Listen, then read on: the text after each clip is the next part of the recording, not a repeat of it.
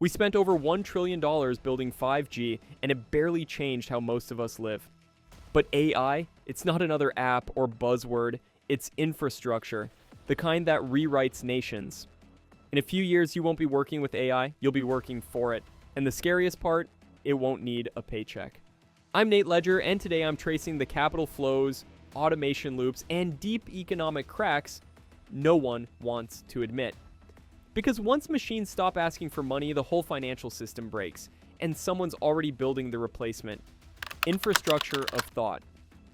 I remember the first time someone compared AI to electricity. It sounded poetic, maybe even naive. But now it's not a metaphor, it's a macro thesis.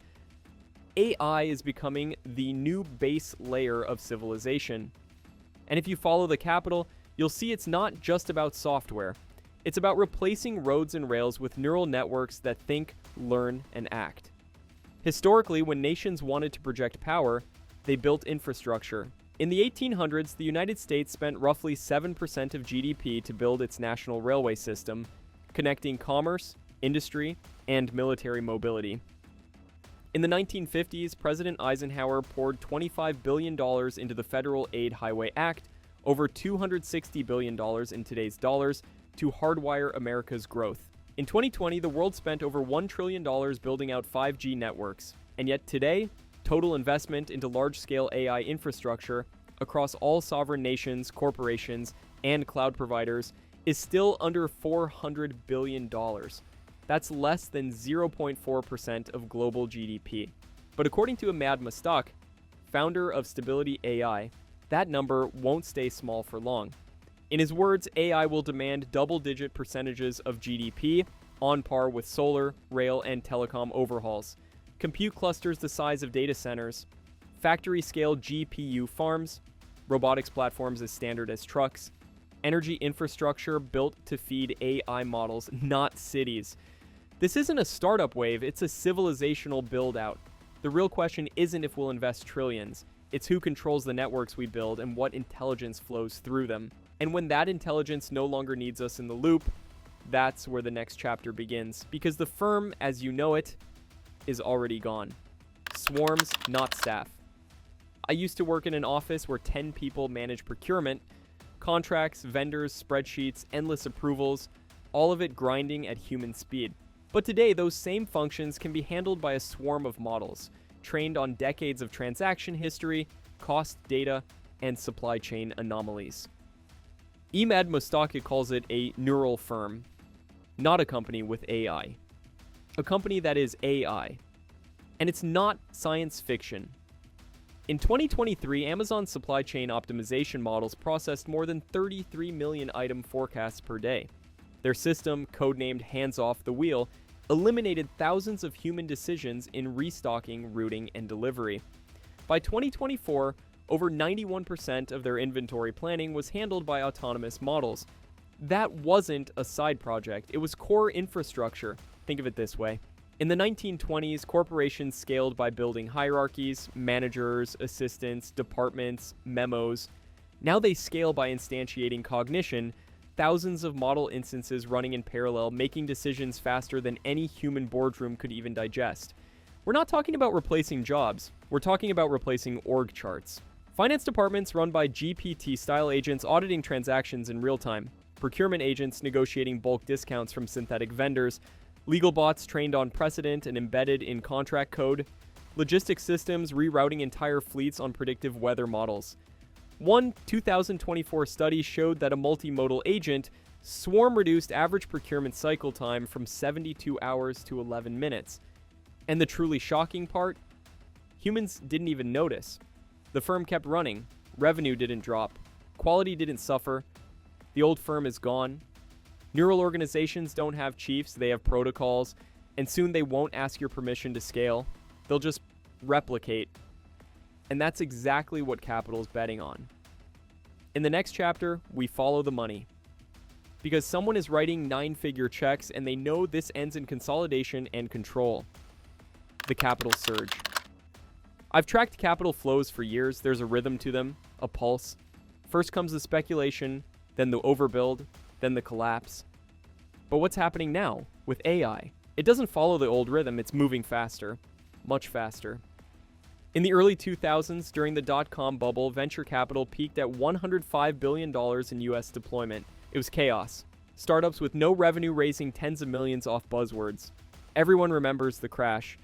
But few remember that from those ashes came Amazon Web Services, Google's ad stack, and Salesforce. Now compare that to today. In 2024 alone, global investment into AI infrastructure, including semiconductors, data centers, and model development, exceeded $360 billion according to McKinsey.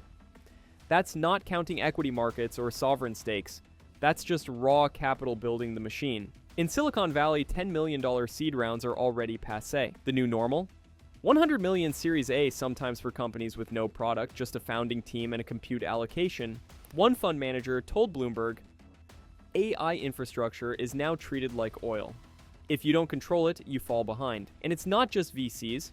Saudi Arabia announced a $40 billion sovereign AI fund in partnership with Andreessen Horowitz. Microsoft committed $50 billion to OpenAI and related buildouts.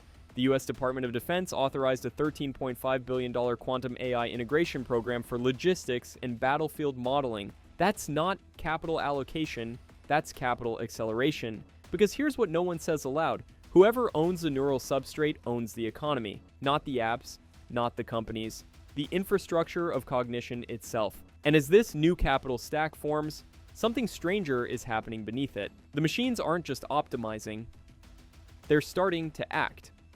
In the next chapter, we enter the frontier of machine-to-market decision loops, where AI doesn't wait for human approval to buy, sell, or build.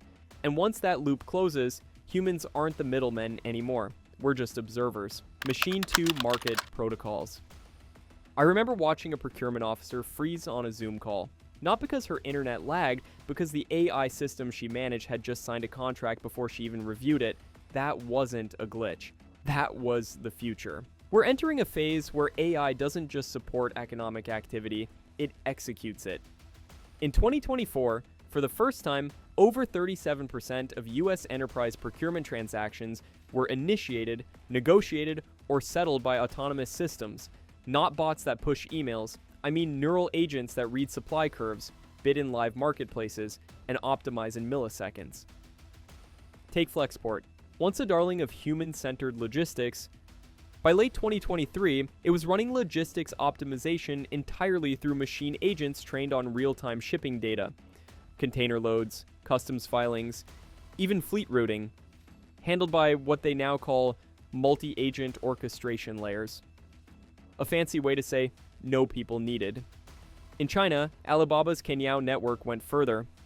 In Q1 2025, 82% of warehouse operations and 67% of procurement cycles were automated, most powered by in-house LLMs linked directly to inventory systems and external markets.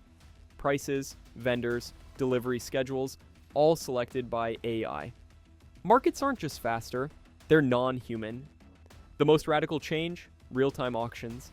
Imagine a world where every screw, battery, or square meter of storage is priced dynamically, by AI agents trading with each other. This is already live in sectors like electricity, see ERCOT real-time pricing, and cloud compute markets. What's new is cross-domain autonomy, AI coordinating across procurement, fulfillment, invoicing, all without executive sign-off. And the firms allowing it, they're winning. Not because they're smarter, but because they're faster by orders of magnitude. This isn't just about machines doing human jobs, it's about machines building entire economic loops, where humans are no longer required inside the loop. But this raises a question no one seems ready to answer. What currency do machines use when they trade? Because if machines are buying and selling in real time, they'll need money too. But not necessarily ours. That's where the next chapter begins. Will AI use money? The first time I asked a machine learning engineer how an AI agent pays for a service, he laughed, not because it was absurd, but because it's already happening, quietly, on-chain. Here's the part the public hasn't caught up to yet. Machines are beginning to transact not in dollars, not even in crypto as you know it, but in machine-native money. Let's start here. In January 2024, a research paper from Stanford's AI plus Economy group outlined the first documented case of autonomous agents negotiating and settling payments on Ethereum's Layer 2 network. These weren't humans behind the scenes, these were LLM-driven agents, coordinating logistics and paying for compute with DAI and USDC triggered by smart contracts. Meanwhile, Siemens, yes, the 175-year-old German industrial giant, issued its first 60 million euro digital bond on Polygon, fully programmable, payable, and settled without human intervention. The entire capital raise was orchestrated between legal code and autonomous contracts. No banker needed. So what money do machines actually want? They don't want inflation, they don't want central banks, they want predictability, they want programmability, and above all, they want energy equivalence. That's where Jeff Booth's thesis comes in. Booth, author of The Price of Tomorrow, argues that AI and automation drive prices down permanently. But our debt-based economies require inflation to survive. His warning: as machines get smarter, money must get harder, or the system breaks. Bitcoin? Booth sees it as the base money of the machine age. Fixed supply, energy-backed, borderless, immune to manipulation. And the data's backing him up. In 2023, over 53% of Lightning Network traffic came from non-human microtransactions, streaming services, compute rentals, even AI API to AI API calls. We're witnessing the emergence of machine money, a transactional substrate for agents that don't sleep, don't lie, and don't need lunch breaks. But here's the paradox. The more efficient machines become, the less useful traditional capitalism gets. Because if everything gets cheaper, how do you profit? That's where the next chapter begins. And Booth's warning gets much darker from here. The deflationary collapse. In the old economy, growth was sacred, GDP up, wages up, prices just high enough to justify interest payments. But what if growth isn't the outcome of progress? What if it's a dependency? That's the crisis Jeff Booth saw coming. He called it the deflationary paradox, a system where every technological advancement lowers costs, but every economic model requires prices to rise. Let's start with the basics. AI makes things cheaper, faster, more efficient. A Goldman Sachs report in 2023 estimated that AI automation could replace 300 million jobs globally, reducing global wage outflows by over $4.3 trillion annually. At first glance, that looks like savings. But here's the catch. In our current system, money is debt, and debt demands interest. That means inflation isn't optional, it's structural. Governments must inflate their way out of debt, or default. Historically, this balancing act worked. Productivity rose, wages followed, inflation stayed modest. But now? Productivity is growing exponentially, while wages are flatlining. Between 2000 and 2020, US labor productivity increased 62%, while median wages rose only 12%. And AI is accelerating that divide. In 2024, NVIDIA sold over 1.8 million H100 GPUs, each capable of replacing the analytical output of hundreds of white-collar workers. These chips don't sleep, don't unionize, don't buy homes or groceries. So what happens when output grows, but consumption doesn't? You get permanent deflation. Prices fall, revenues compress, margins disappear. And without inflation, the debt spiral becomes unpayable. The system implodes, not from crisis, but from efficiency. Booth's conclusion is brutal. Either we redesign money, or we destroy capitalism. And the signals are already here. In the next chapter, we'll follow the transformation from corporate capitalism to algorithmic coordination. Because when firms become neural networks and value doesn't flow through humans, what exactly are we optimizing for? What's the purpose of profit in a post-human market? The end of capitalism, as we know it.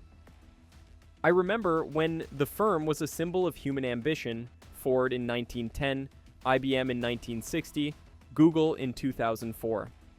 A structured hierarchy, rows of desks, the buzz of middle management turning capital into product. But that structure? It's dissolving, quietly. In 2025, the most profitable company per employee isn't Apple. It's a firm you've probably never heard of. Layer 1 Protocol, an AI-native logistics firm operating with just 18 full-time employees and over $680 million in revenue, the majority driven by autonomous agents. This isn't just about layoffs or lean ops, it's about a new kind of firm, what Emad Mostak calls a neural organization. No departments, no verticals, just dynamic networks of models executing coordinated strategies in real time. Consider this. In Q4 2024, Tesla's Gigafactory. Berlin introduced a fully closed-loop automation protocol for its materials ordering system.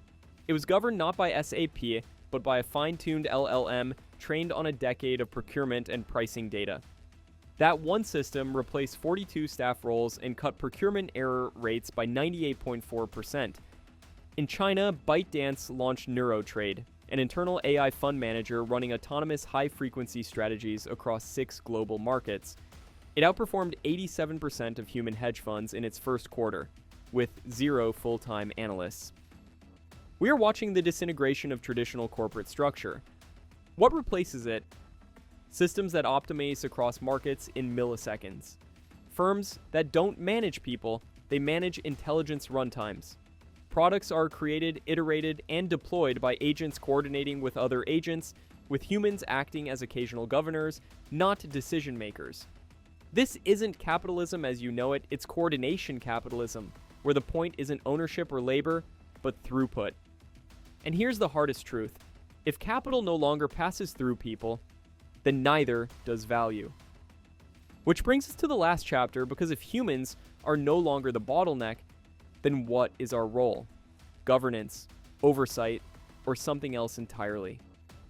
And what happens when the machines start writing their own rules? Beyond the loop, governance after humans.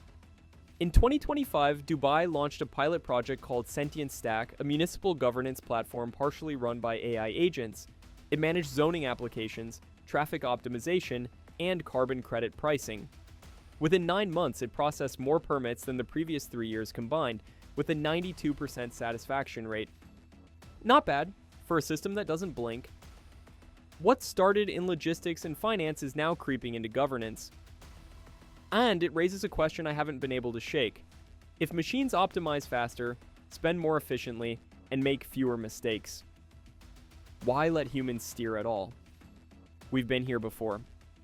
In 1944, at the Bretton Woods Conference, the US quietly took control of the global financial system, fixing the dollar to gold and everyone else to the dollar. It wasn't just monetary strategy, it was about who sets the rules when the world changes.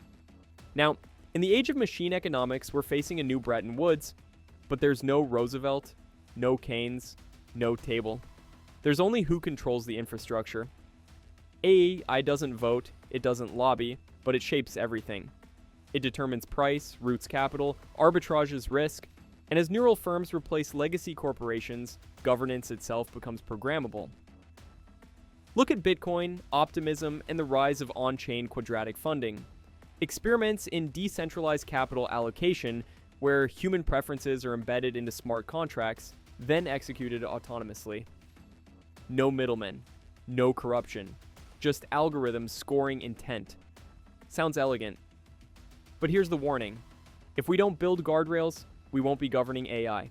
We'll be governed by it, subtly, invisibly, and irreversibly. We're not talking about Skynet, we're talking about markets that no longer require your permission to operate. This is the inflection point. Jeff Booth calls it the great repricing of value, a moment when productivity detaches from wages, ownership detaches from labor, and intelligence detaches from human custody. When that happens, legacy institutions collapse, not from revolt, but from irrelevance. So, what remains? A new money system, a new firm structure, a new theory of value, and at the center of it all, machine-run economies optimizing for a future we didn't design, but will have to live in. This isn't coming, it's here. And if you're still watching, you're not just a viewer, you're a witness. If this shifted your view of the future, you're already ahead of 99%. Subscribe for more decoded briefings. The next chapter isn't written yet, but you'll want to see it unfold.